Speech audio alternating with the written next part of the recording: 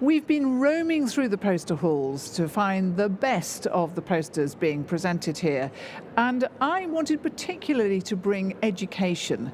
There are a couple of posters, and I'm delighted to be joined by Professor Florian Toti from Albania, who ran the poster session on education. First of all, I have to ask you, because it's not often that we meet Albanians, what's the level of diabetes in Albania? Well, like in the rest of the world, the diabetes numbers are climbing every year. For example, on 2005, when we made the first survey of the number of diabetes-treated patients, we had about 30,000 people diagnosed and treated for diabetes. The last figure for 2018 was about 75,000 people. So for less than 15 years, we have more than double number of people with diabetes. And the figures is climbing every year. Wow. 2,000 or 3,000 new cases every year. So you have a particular interest in education. Tell us about the poster session that you chaired and about some of the best posters in that session. First of all, I wanted to say that it's sad that and pity that the education is not so well represented during the EASD Congress, and it's lacking these last years. So we had only 2 poster sessions, and I don't think that the number of studies is so poor, because if you see the participation in this poster session, it was quite high, and the people were really interested.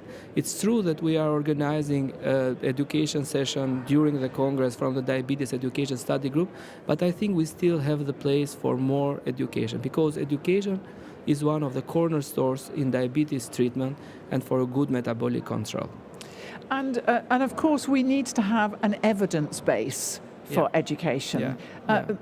People try all sorts of things, but actually we really need to do what works. So tell us about a couple of the sessions. Most of these, we need to compare experiences between different structures, different cultures, and different settings for diabetes education.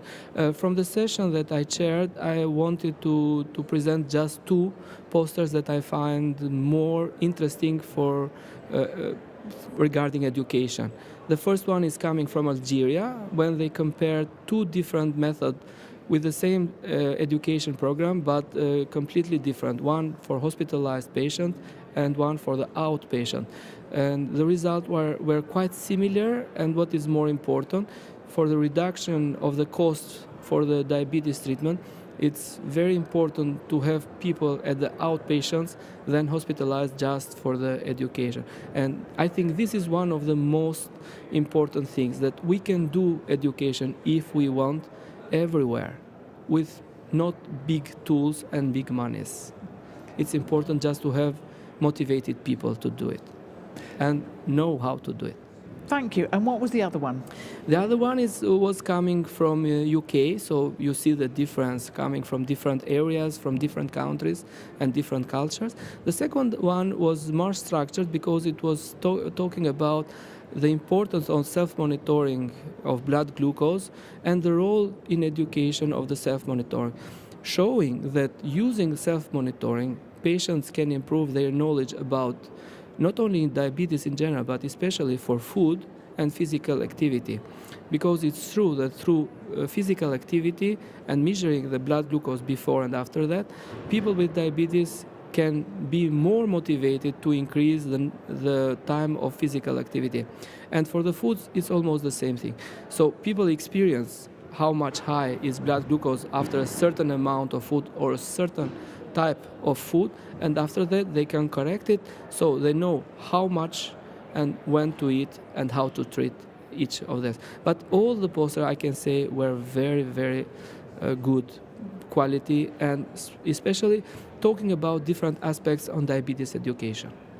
Well, there you are. You've got a recommendation from the chair of that session, top quality posters in that session. And of course, you can find them all on EASD.org. And thank you, Professor. Thank you for inviting.